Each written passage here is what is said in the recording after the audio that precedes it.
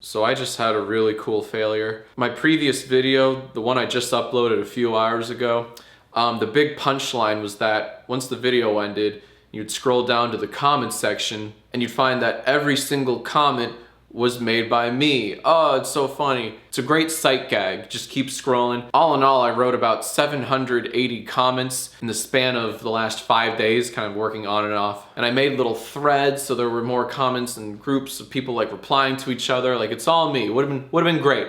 Would have been great. And this is what it looked like to me. This is what it looks like in my account. And up here, it sounded really good. It was a great gag. But here's what it looks like to you. So here's the pinned comment. It's from me. It's very funny. And whoop, there it goes. There it goes. The joke is ruined, and now it just looks totally pointless. Now people are legitimately asking, what was the point of that video? Because they can't see my comments. I wrote 780, but now there's well over 20,000, which kind of buries my measly 780 comments. I think the most depressing thing I read was one of you commented, "Yo, did anyone check the comment section to see if Jack wrote like 1,000 of these?" Yes, he did. I did.